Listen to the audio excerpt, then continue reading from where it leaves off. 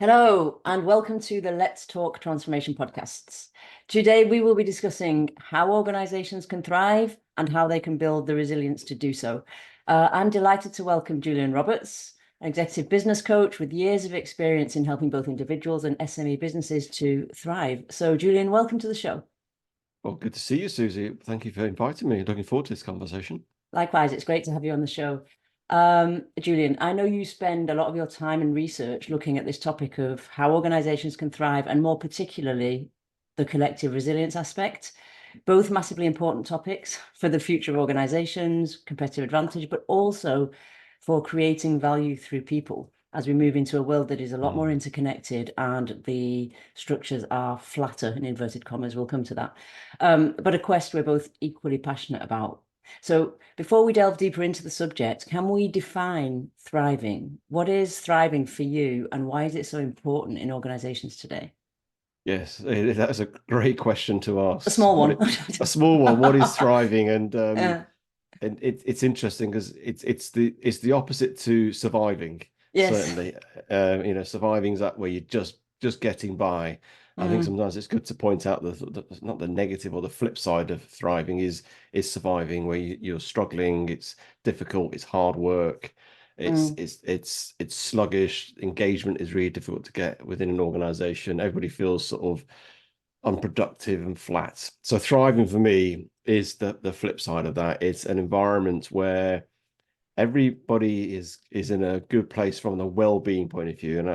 And it sounds it's interesting because I've gone on a journey myself, this whole piece about well-being, and it used to be in my mind a very woo-woo thing, but actually well-being is critical for people and for organizations to look after their staff in that way. But it's a place where people feel they can grow, where they can learn, where they can excel, where they can make mistakes, where they can be vulnerable. That to me is a thriving organization, and the result of a thriving organization or people thriving in that environment is an organization that is pushing the boundaries. It's innovating. It's got high performance linked to it. It's not all about growth, but there's an element of high performance with that.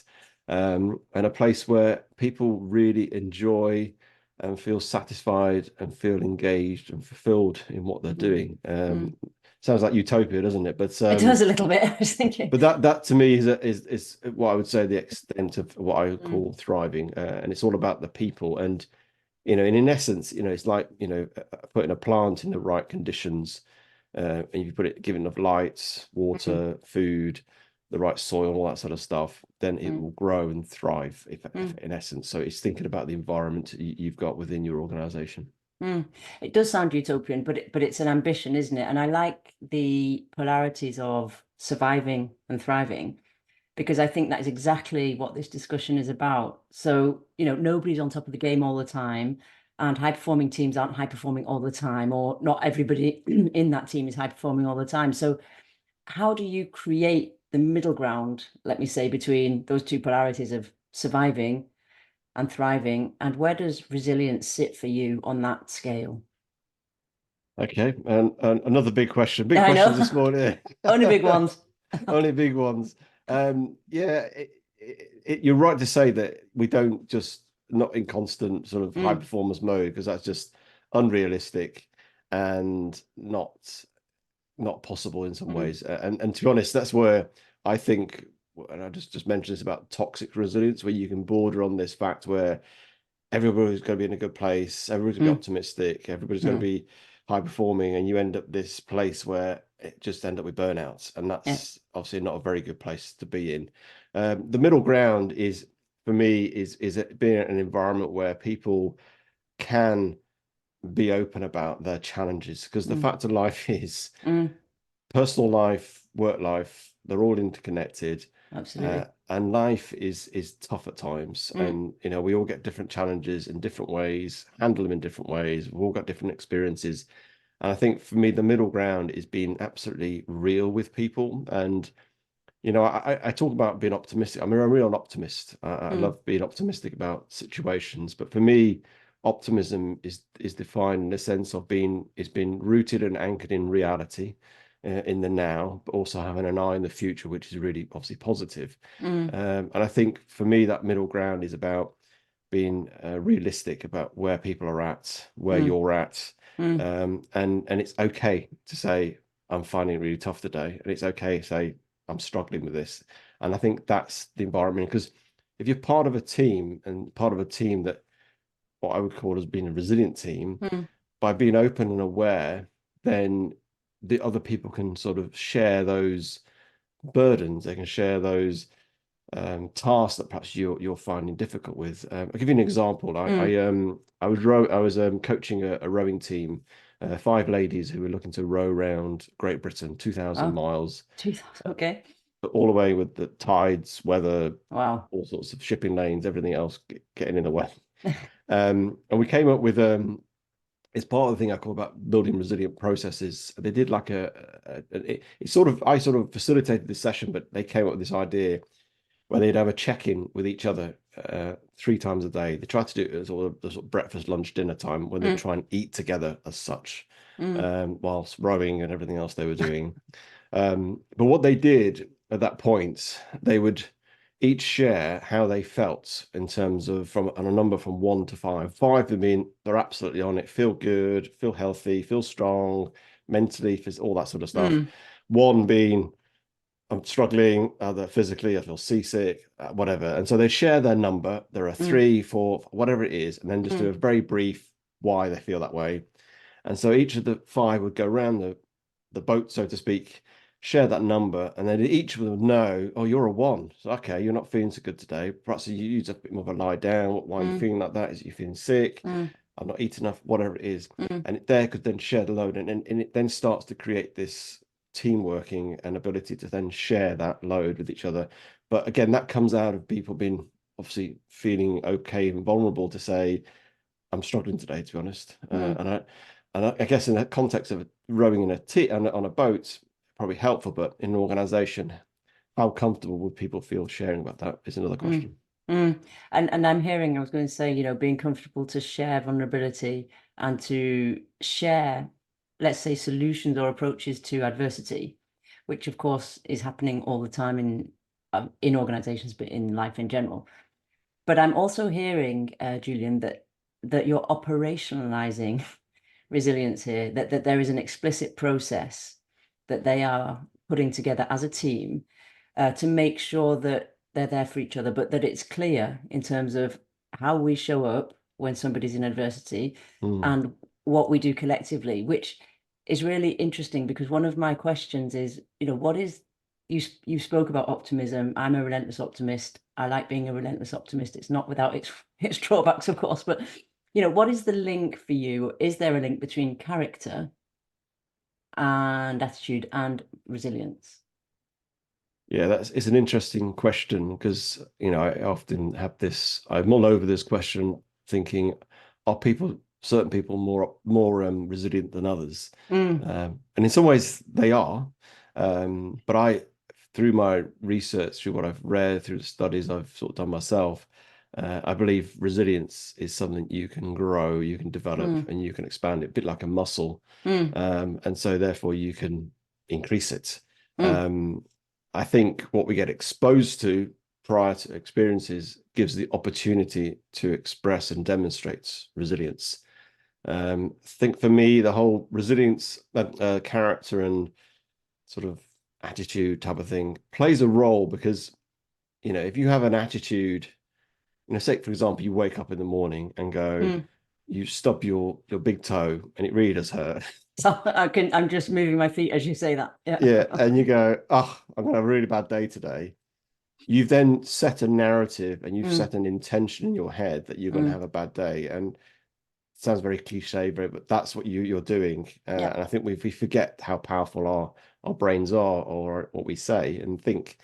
And you will then look for confirmation bias of that bad day, and you of will course. find bad day, I'm Mm, afraid. mm, So I believe the intentions, attitude does play a role.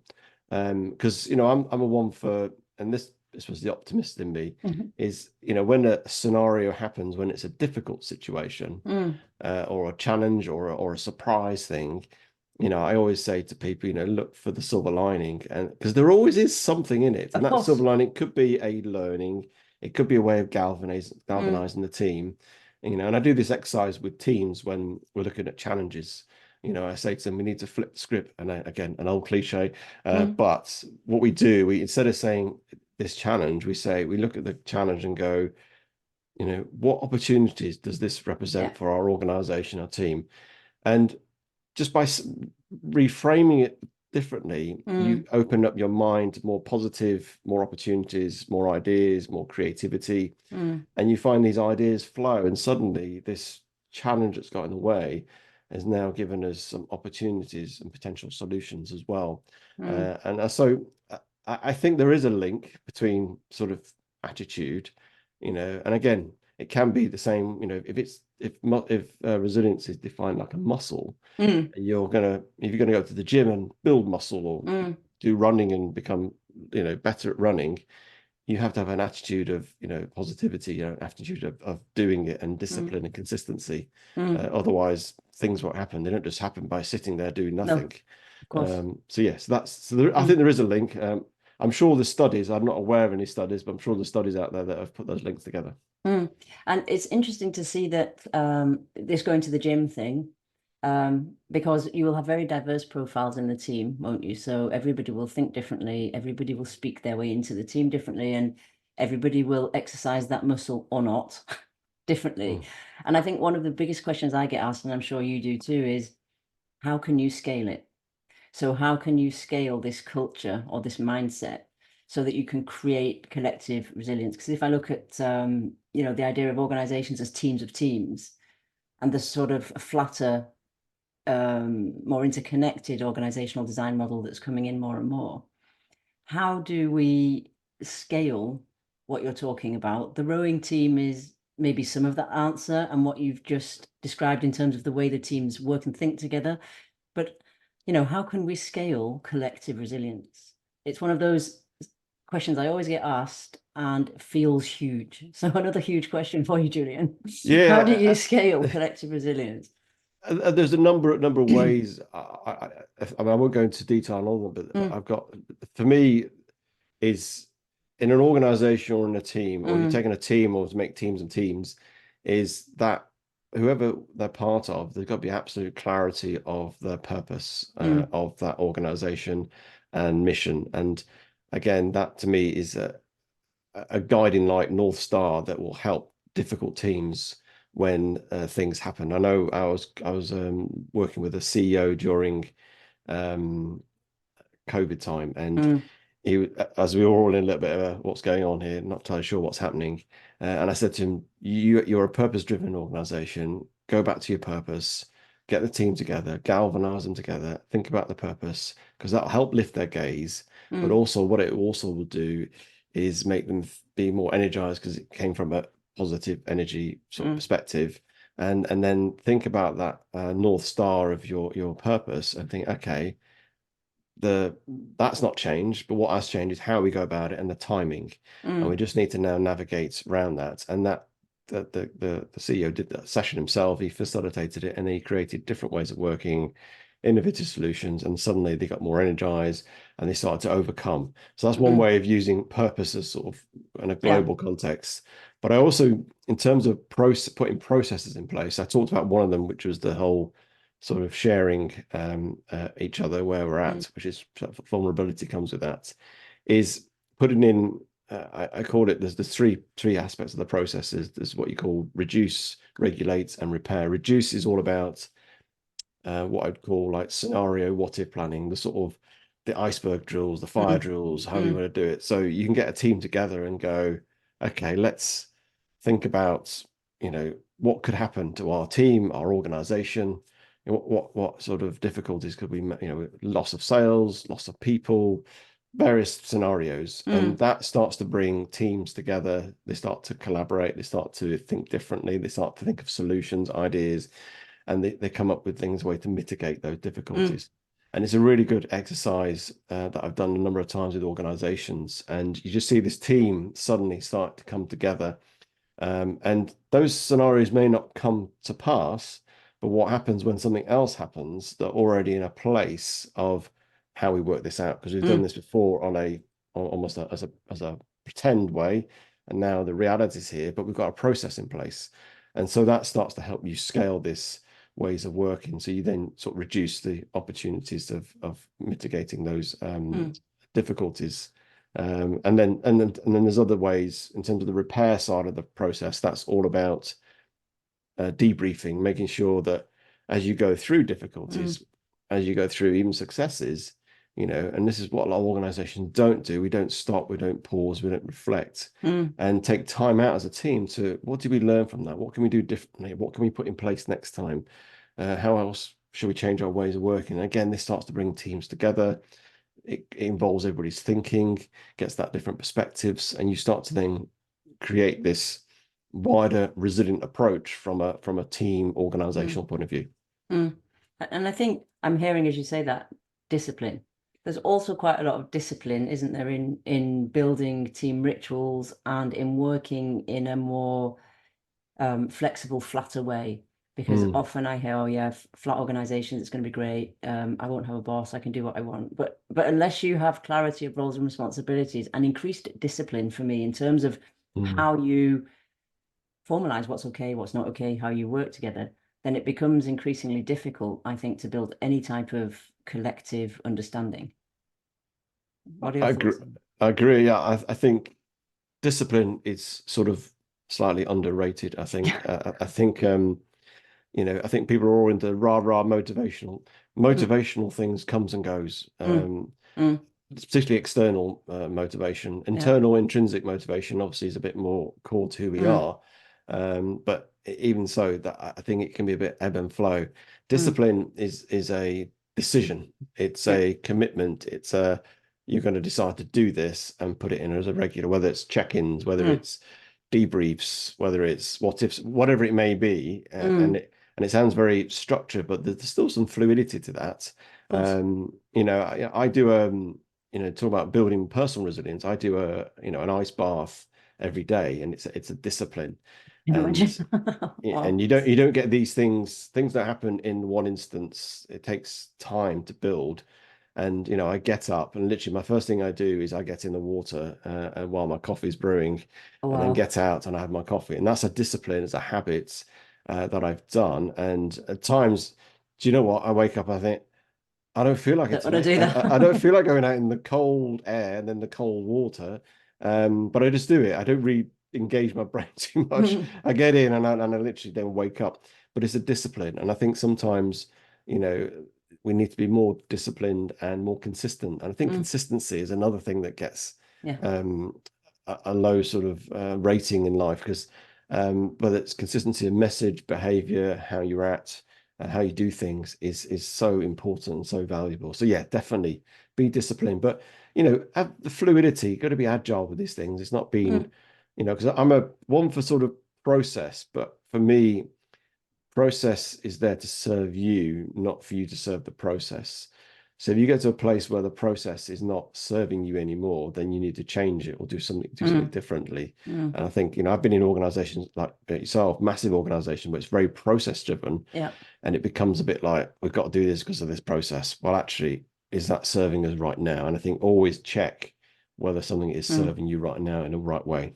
That's a great marker, though, isn't it? Because, am I serving the process, or is the process serving me? Because if I'm serving the process, that there's discipline there, but it's toxic, isn't it? To come back to your point about toxic resilience, of we'll just push through what I call rubber band resilience. I'll just force it and force it and force it, either until the rubber band breaks or I bounce back, but I might not bounce back in the same state.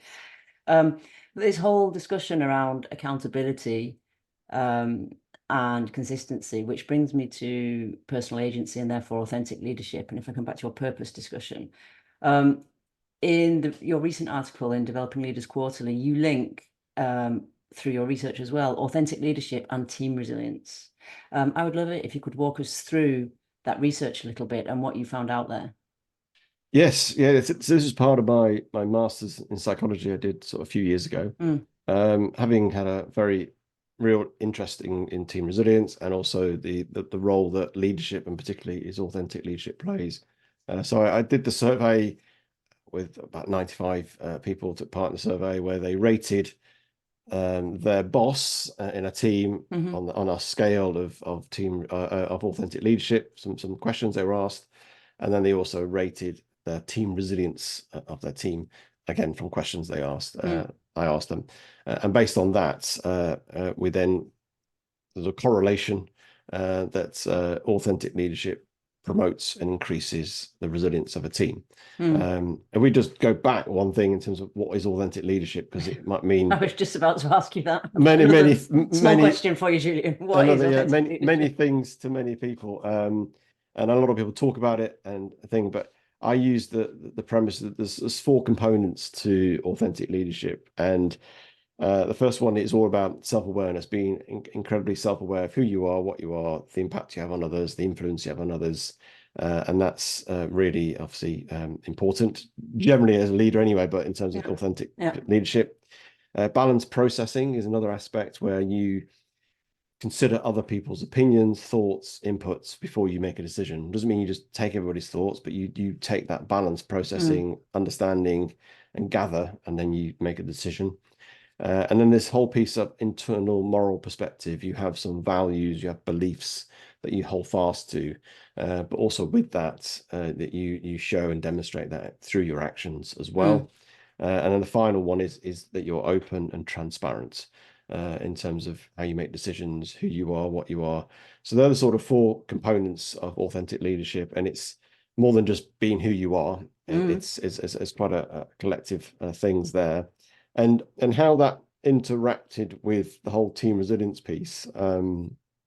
There was 2 aspects of the authentic leadership sort of construct, really, that was one that really correlated with promoting team resilience. The first one was self-awareness, and the reason this sort of promotes team resilience is because, for me, resilience is all about, as much as adapting to the challenges and this element of pushing through, but it's also learning through that process. And learning is a really key part in a team, in an organization, to build resilience. And the self-awareness within a leader means they're more open to their weaknesses as well as their strengths. They're more likely to be in a learning mindset and promote a learning mindset as well. And so what happens is those self-aware leaders are more akin to creating a culture of learning, which therefore creates this more resilient organization. And then the other one was the internal moral perspective was a driver within driving team resilience. And this was all about, because when you've got sort of morals, beliefs, values, it means you're more purposeful, means you're more about having a meaningful contribution, and you expect that in others. And the fact that you value purpose above anything else then starts to create this North Star. I talked about having a purpose in an organization helps with resilience. And so authentic leaders tend to lead from a more purposeful point of view, and therefore create an organization or a team that more aware of purpose as a guiding light, which then helps them navigate those difficult situations. So that's a very quick synopsis of the authentic leadership and team resilience. And I think it just, for me, shows that leadership does play a role within that. And I think, and I think one other fundamental thing for me about leadership is that, to create, a resilient team, you need to create an environment of psychological safety, which is all about a place where people can share, take risks, can innovate, challenge, all those sort of things. And that comes the responsibility of a leader to create that environment. And I think that I'm interested in the trends that you were seeing on the research you did around self-awareness and how pivotal that was, because my view on that is it's the starting point for everything. In every single challenge in life, getting over yourself for me is the first, or understanding how you get triggered and therefore how you react is the pivotal piece. What were you seeing in that research compared to the other 3 pillars? I'm calling them pillars, components, or yeah, sure, yeah. It was probably more out of all the other out of the 4 components. It was probably the highest in terms of significance. Yeah. Okay. was self-awareness. Interesting. Self-awareness had a greater impact on creating a resilient team, definitely. Because if we come back to the place of, because they're basically walking their talk, aren't they? Authentic leaders, that people, I mean, that's what we do. We watch leaders to see if they do what they say, and that's what's inspiring when they do, and they take us on their journey, which is purpose fueled, of course. But if I look at, we spoke about optimism and also hope, things that are sort of fluffy concepts. If you look at what organizations want to measure and how we want to put KPIs on things, what is the place of those two things for you in building resilience, I suppose, but therefore in the leadership that builds resilience? Because, you know, I don't see a lot of hope and optimism often when I first step into organizational constructs, let's put it that way, whether it's teams or departments or functions. And the higher you go, the less you see. Yeah, hope and optimism you could call them fluffy, but do you know what? They're fluffy good stuff to have Yeah, absolutely. in people. And authentic leadership actually has a lot of hope and optimism within the sort of constructs. And there's been studies that have done that leaders who have high hope have more profitable organizations, they have more fulfilled staff, they have a lower turnover of staff as well. So there's a real link between hope and thriving, in essence, within your organization. And to me, thriving then becomes resilience as well. Yeah, so absolutely. yeah, I think it's important because it all stems back from your intentions. I said right at the start, if your intention is optimistic, your intention is hopeful, because hopeful is you see not only positivity in the future of an organization, but you also see that in people. And this is the important aspect, is that you have a high hope for somebody. We have that expression that we have got high hopes for you, Susie, in this role. Actually, it means you've got an expectations. It means you see some potential. That means you want to nurture that, you want to support that. And I think that's, from a conscious but also subconscious, makes that person feel valued and feel they want to not just meet your high hopes, but meet the expectations that actually somebody I feel valued and feel they want me to do really well and supportive. And so actually being hopeful and optimistic in an intention and an approach creates that within people, and then therefore people start to feel more engaged, more productive, and then more like to be more in a thriving organization. And if you, as you will, always get people who don't believe that, who are naysayers, who are sitting there going, yeah, right, no, I don't believe that, we're never going to do that.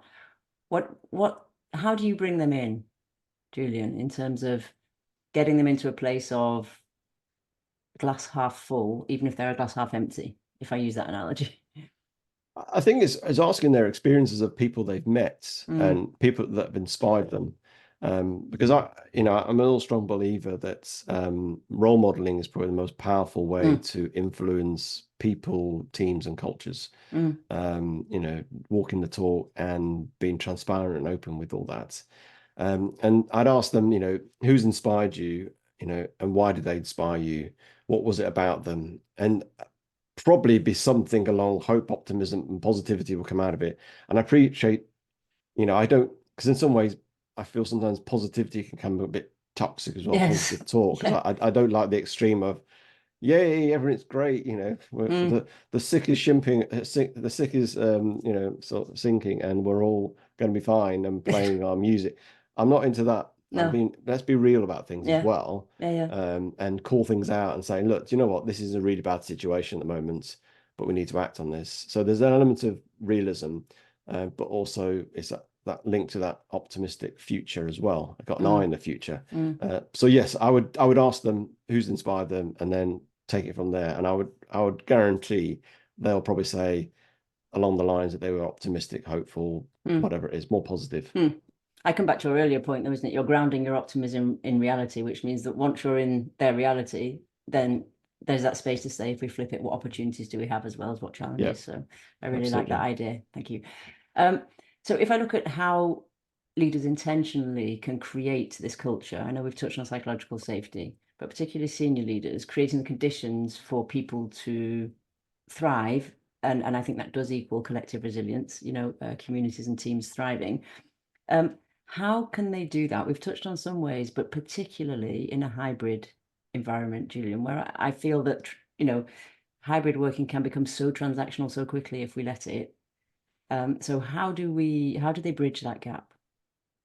Yeah, I think it is a real challenge, and I know we've been been doing it now 4 years, Yeah. but I think there's still some massive learnings. I think Mm, we go back to the principles of, you've got to keep people connected, mm, and communicate in that context, and think of ways of how, we think purpose is a fundamental, driver. I believe it's a fundamental driver in building resilience, or one aspect of building mm, resilience is how do you communicate that? How do you live that? How do you share that in a context of hybrid?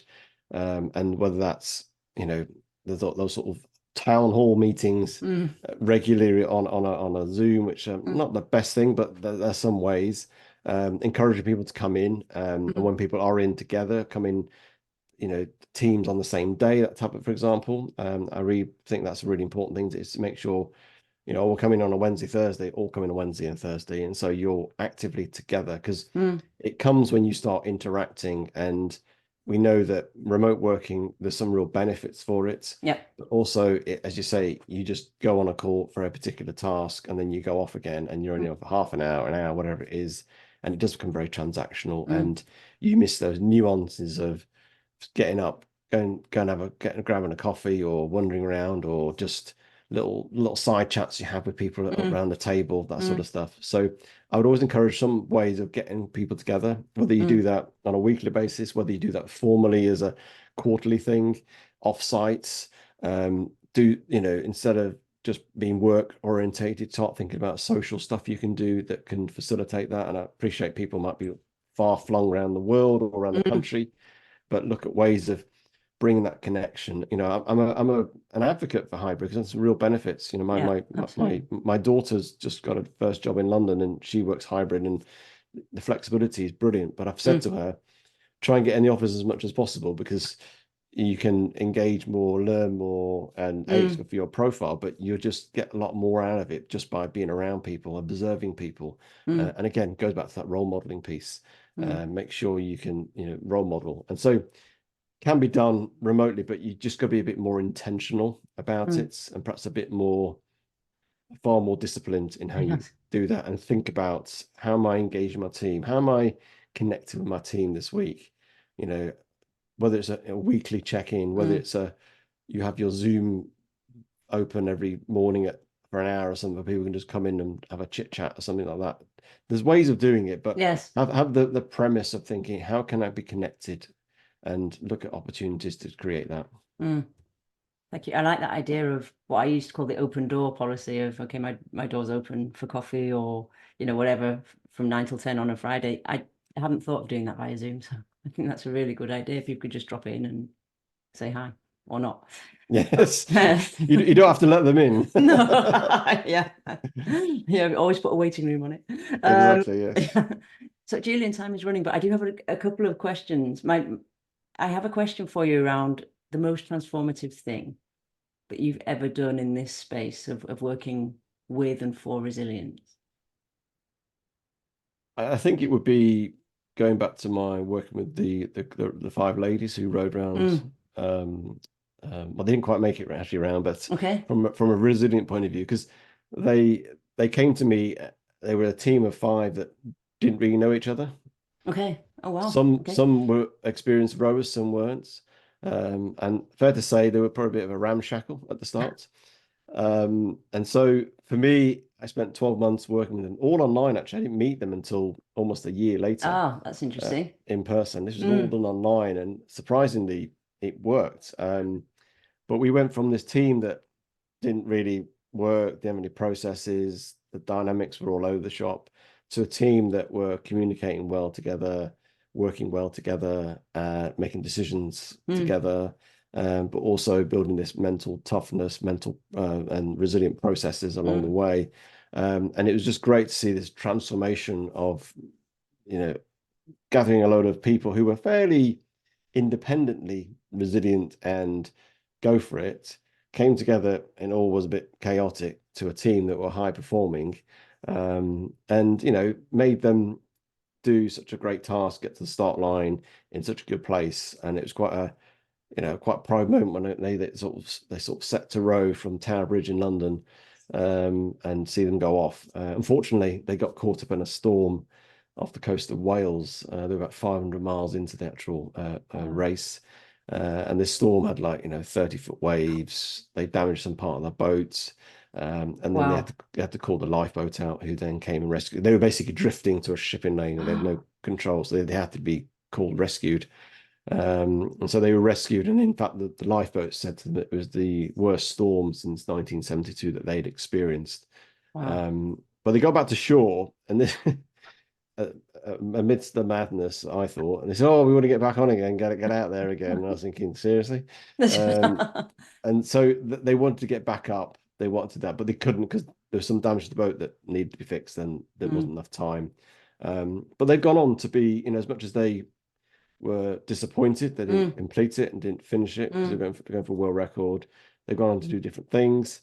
And it just shows life's not always about outcomes and goals. No. And because they had an overarching purpose, they were collecting data for the University of Portsmouth for some sort of climate change data from various things around. So they were doing something bigger than themselves, which goes back to the purpose piece. Why purpose is really helpful, because at the end of it, I didn't hit my goal, but we got closer to the purpose, and we gave data for 500 miles of our trip. And so that was it. So that was probably the most transformative in the last few years, and it was quite novel doing something like working with a sport team, I guess. Yeah, sounds exciting. And that, real adversity, that storm sounds quite scary. Terrible, yes. I mean, when they relayed it, I mean, it's like, my goodness. I mean, they were literally being bounced around, and there was 2 other boats in the race. One capsized, and then they had to be rescued, and then another one, they got rescued with a helicopter as well, came over them and rescued. Yeah, I know, it's just crazy. The full thing. And Julian, what was your biggest learning from that? What was your biggest learning around sort of resilience, team resilience? I think my biggest, when I reflect on that whole process working with them, it was not getting caught up with goals and outcomes, because I used to talk about purpose a lot with them, and then and when the reality comes of difficulties, and also they didn't hit the outcome and they were disappointed about it. And we use that in the debrief. That was my learning. Actually, this purpose piece does really matter. It's not a fluffy, oh, that's a nice thing to know, your purpose, the team purpose, and that stuff. Actually, it does really work, and it helps you get through difficulties and challenges and overcome things. And I think that's my biggest learning. The actual stuff we did does really work, and despite the difficulties that they faced in a reality of a boat. Yeah. Oh, that was quite difficult conditions to test it in. So yeah. Yes. Julian, would you have any call to action for our leaders listening around creating resilience? Well, I mean, apart from I've got a book coming out at the end of the year, hopefully. Talk more about this. So that'll be end sort of September, October time. Tell me more about your book. What is it about? Yeah, it's basically how to create resilient teams. Okay. That's the core of it. It's all about how to build that using purpose, to psychological safety, resilient processes, and various other things as well. Okay. I think the call to action really is, think about your organization, your team, and get a sense of how resilient do you think they are. I mean, I'm happy to have a conversation with you, but just how did you navigate your last challenge? What happened to your emotions in your team? What happened to the process in the team? What happened? So almost look back at an example and think, did you get through it okay? Or was there ways you could learn from that? And that's a good place to start. So taking a step back to observe, notice what they notice, and learn from that. Yeah, absolutely. Okay, excellent. I'm going to leave our listeners with that. Julian, thank you for coming on and sharing your research, your thoughts, your insight on this topic. Where can people find out more about you, your upcoming book, and what you do? Yeah, well, thank you, Susie, for inviting me on here. It's been a great conversation. You can find me on LinkedIn, obviously under Julian Roberts. You can look at my face and you'll see me there. I do also a podcast as well, so you can sort of find that there. But also, you can go to my website, which is julianrobertsconsulting.com. Okay, excellent. I'll put the links to all those in the show notes so that our listeners can find them quickly. Thank you, Julian. It's been a great conversation. Yeah, thank you, Susie. Much appreciated. Thanks.